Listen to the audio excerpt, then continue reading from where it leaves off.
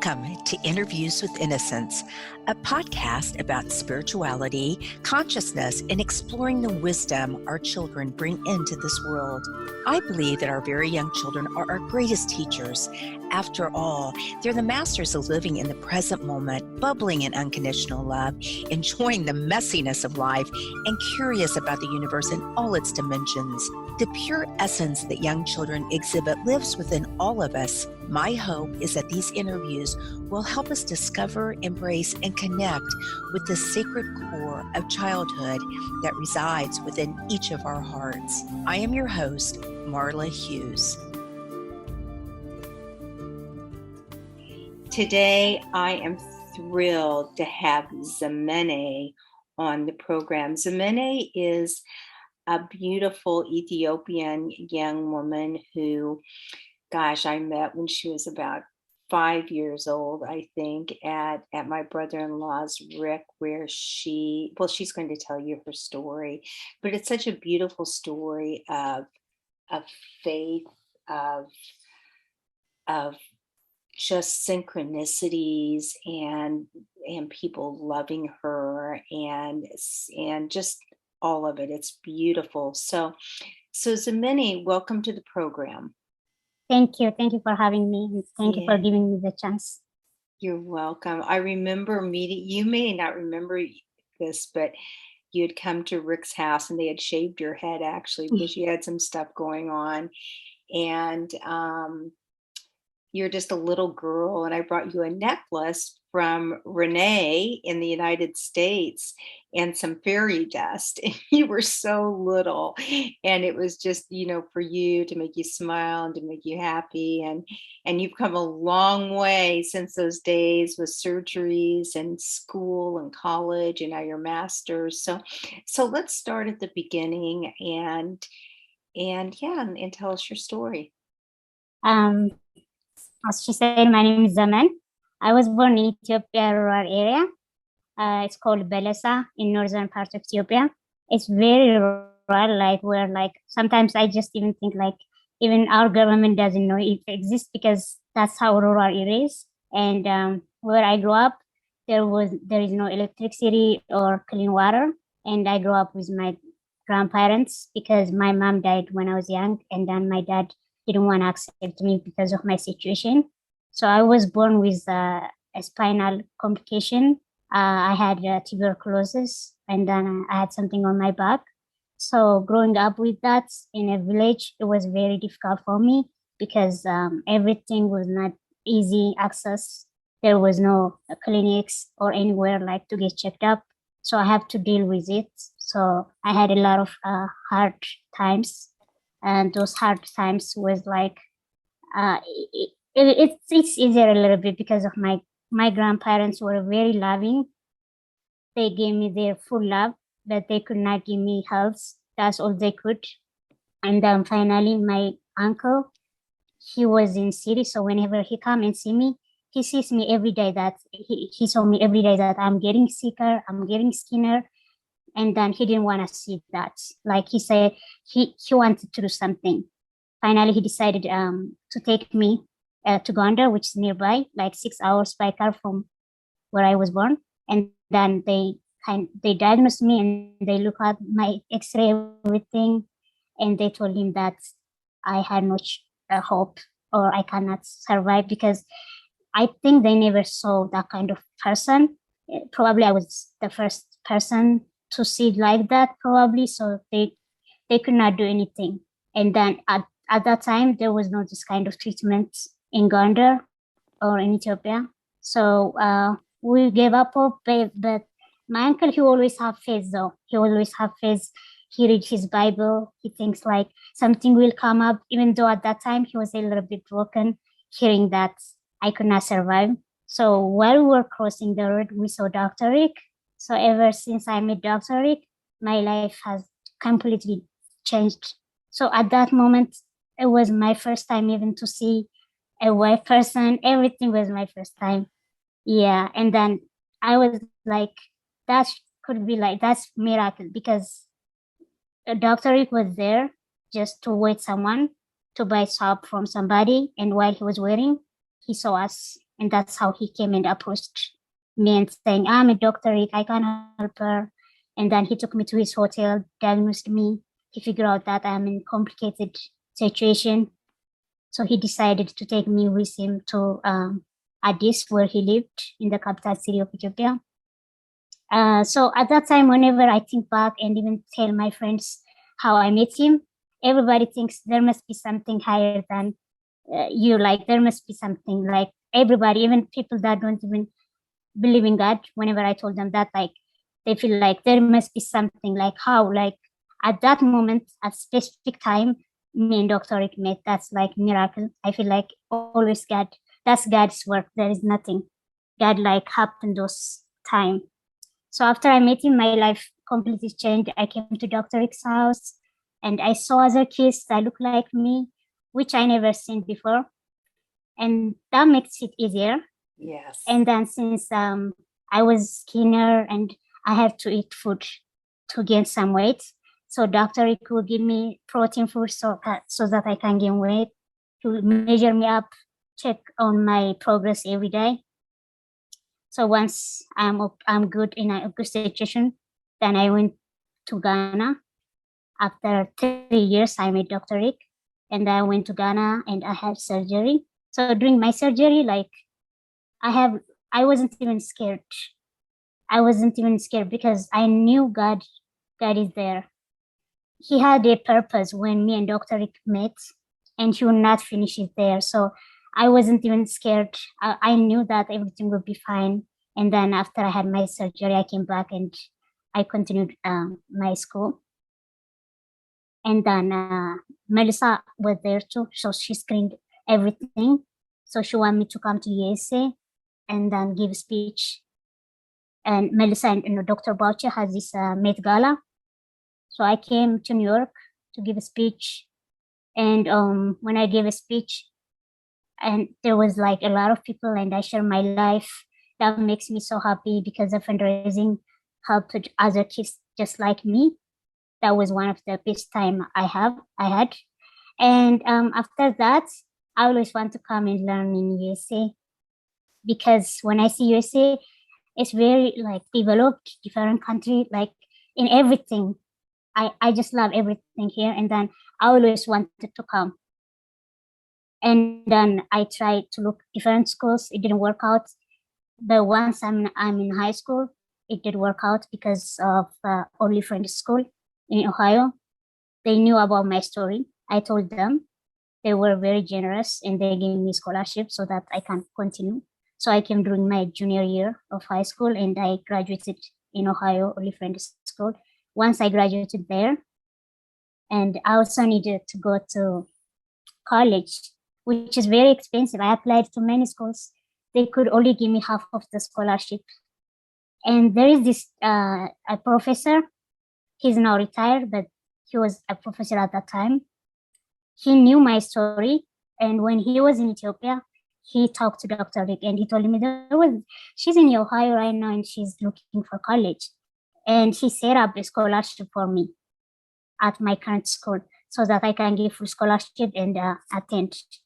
And so during this thing, I'm telling you, everything was connected. When I look back, everything, the dots were connected because of God, like how he was connecting everything, how he makes everything possible. But during those journey, there is like a lot of obstacles. There's a lot of things, but I never give up. If one door isn't like closed, I always knock to the other door because I knew God has a purpose, and that has a purpose in me, and I also have dream to do that. I never give up. So there is always this opportunities, doors open. There's people that come into my life and bless me. So yeah, like in short, I think. Wow. Yeah. Well, you have such, I want to call it faith, but it's more than just faith. It's a knowing, trusting. Yes, and it's so beautiful. Were your grandparents, were they spiritual or religious? My grandparents, they were more religious, not spiritual. So we, Orthodox Christian is more popular where I came from. So they will go to church, But I was little, so I can't relate that much. But once I came to USA, more my spirituality level grew because of the friend I have here. They are more spiritual. So spending time with them, reading Bible and that thing back home, I was more of religious. So I kind of know the difference between spiritual and religious. And I figure out here when I came here to USA, it helped me a lot, like knowing my spirituality level, my faith, everything. So they were more of religious. Back home, most people are more religious than being spiritual. You know what I mean? So Yes. so my spirituality grows up here, but my grandparents was a religious person. They will go, and in fact, my grandma is a nun. Is it a nun? Yeah, yeah, like they are more in a religious thing. I don't know how to call it, but I think it's a nun or something. Once they get older, they will put I think kind of giving their time to God, devoted. So it's should become a nun. I think I'm calling it like Catholical term. I don't know how to say it now, like Oh, right. Orthodox way. Yeah, a monk or something like that. Yeah. So Zemene, what was it? First of all, I want the listeners to also know that there has been a documentary made about your journey, and it's absolutely beautiful, and it's called Zemene. And I think you can find it on YouTube now, can't you? The thriller, yeah, but the full is on the website. Is on Rick's website. No, zemenfilm.com website. Oh, okay. Okay, great. And that will all be in the show notes. So what was it like when you left home with your amazing uncle, and he's a big part of the documentary also. And what an angel, right? It's like these Yeah. angels your uncle and then Rick and Rick, for my listeners, is my brother-in-law is Mhm. a physician in Ethiopia and specializes with spine patients who need spine surgery. He doesn't do the surgery himself, but Dr. Buachi did it, who Zemene mentioned. But when you left your village and you moved into Rick's house, where he has on a given day, he has, maybe 8 or 9 children there awaiting spine surgery or some sort of surgery. What was that like for you to be around kids that also had some of the same, challenges that you did? But can you just tell us about the energy and what you learned from that experience? I had a good time there. Like growing up at Rick's house, it felt like home, and I felt like I have family. They were my family, and seeing those kids just like me, it gives me energy. Like thinking I'm not the only one. There are other people that look like me. That makes huge difference. So Yes. it makes it happy, and then I get along with everybody, and we're just family. And just I don't know, I was having like my best time in Ethiopia was spending time at the house most of the time. So Hmm. I am myself. I feel like nobody judges me while I'm at Rex's house because we all are in the same situation. They know me, I know them. I am more comfortable. When I'm like outside, like in public area or something, people might look at me in different way. That used to make me so uncomfortable. It gives Hmm. me so much hard time to socialize or to interact with people easily. So I had hard time. I think that's one of my reasons that I wanna come to USA because I feel like people here are more open-minded and they're more acceptant, and they will give you opportunity if you want to work or if you want to do things. It's more of opportunity, but there people are like they are not educated well. They don't know like what's happening. Some people might think, oh, she's sick because of she's cursed, or some people might think, oh, that way. So whenever I go back home, I'm always eager to go back home to Rick's house after school or after anything because it gives me my peace whenever I'm at the house. It gives me Yes. my peace. I start like smiling, playing with kids, and that's where I feel like I belong. So Right. yeah, it was a beautiful moment. I even missed it. Like sometimes I'll just think about the time I had. New people will come. You make them family. Always new people. Always fun. Always like you don't get time to be alone. There's always people around you. Yes, there are. So Yeah. What that a was a beautiful beautiful time. welcoming, a Yes, beautiful welcoming environment. Do you ever go back to your village? I did once. Yes. After I had my surgery, I went back to my village to show for my grandma. Actually, my grandfather, he didn't make it, so he didn't see Mm, me. And but my grandma, she saw me, and she was so happy, and she was very thankful to God. yes. Yeah, everybody was very surprised. They were amazed the way everything. Um, they even wished like, oh, I wish I can be like you. Before that, like before my surgery or before when I was sick, almost everybody thinks she's gonna die. She's not gonna make it. They used to have those thoughts, but now like once they see me, it even like helps them in phase. You know what I mean? Like thinking that a person can change like this. A person like there is always something. So everybody was like, this is God's work, and they were amazed. They didn't believe that I could make it. So everyone was happy to see me back home, and I had a good time there. Well, you are such a light to the world, and this Thank is, you. I've learned from many of my interviews that there is, and I believe that we do plan our lives, a lot of it. And what you went through now brings you as a light to the world, the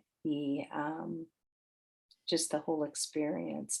So, so you're in Oklahoma now and you just graduated, and I did with computer yes, science and yes, minor information system. yes. So, what do you want to do I'm sure you want to give back to the world too. So, what are your aspirations now? My aspiration is to inspire people, to share my story, to show them that there is a hope. There is, even if they do not believe in God, there is something higher power that controls things. So I want to show that. I want to help as much as I can because my life journey taught me that without those kind of people in my life, I could not be here. So I know the value of helping others. I know the value of being kind to others because of the people in my journey that showed me love, kindness, and everything. So it gives me faith in humanity. So I have humanity in me because of them. So I wanna give back what I take. So I feel like they will be happy and I'll be happy. That's my purpose in life. I wanna participate in humanitarian work as much as I can. I wanna educate people, sharing my life story in different ways. Even if it's one person, I wanna impact something. Even everyday life, I don't have to be this. I'm not waiting like to be this rich person or to be this to impact people. I can impact my friends right now, or I can impact people that I meet every day. It could be smiling, it could be anything. You know what I mean? Just be kind to people. Show them. Just don't wait until you have something. And so I'm always aspire to do something every day, improve myself, to be more kinder, to be more nice. Yeah, like I like those kind of things. Yeah, definitely. Wow, what's it like living in Oklahoma now? Living in Oklahoma, so the place I'm in, it's kind of small town. I bet I mean, everybody knows you. oh yeah, everybody knows me, and Yes. it's small town.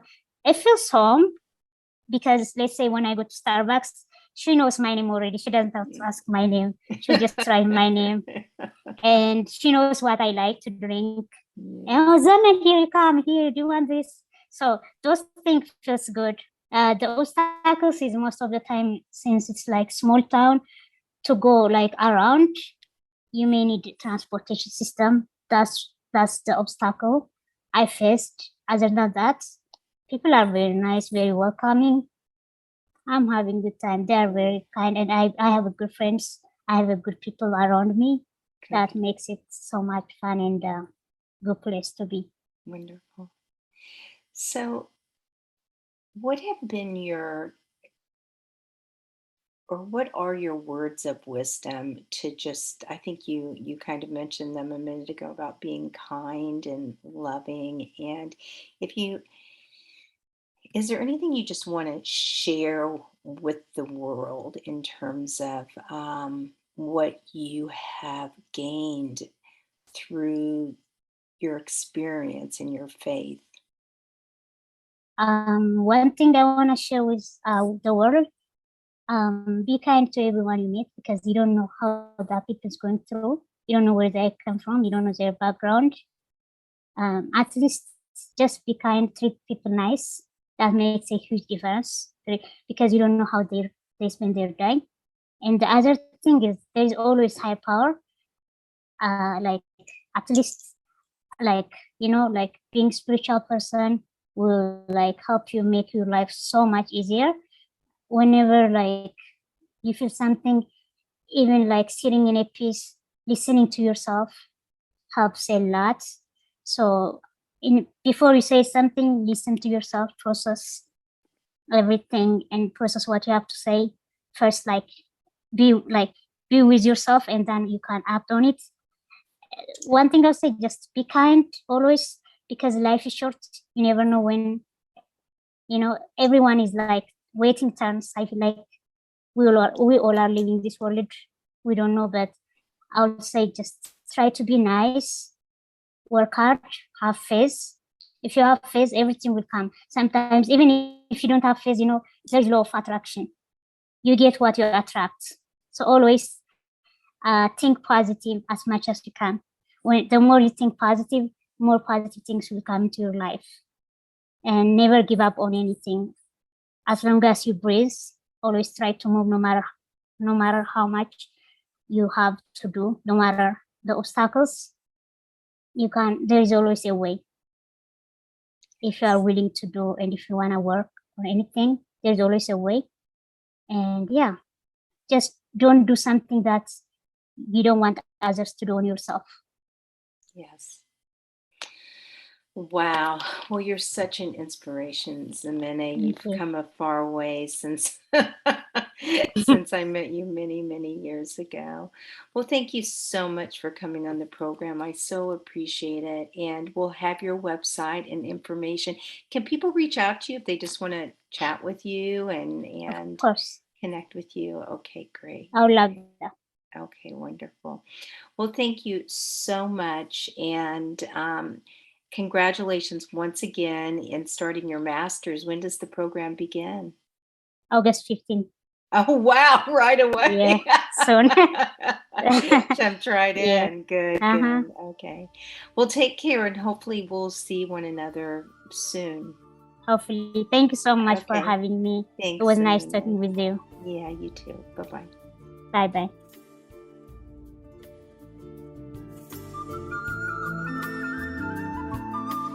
Thank you so much for listening in today. If you want to learn more about the show, you can find us at interviewswithinnocence.com and on Facebook or Instagram at Interviews with Innocence. Please write me a message, tell me what you liked, and let me know what else you would like to hear. I would love to hear from you. And if you liked what you heard, please leave us an iTunes rating and review. It helps other listeners find the show. Thank you.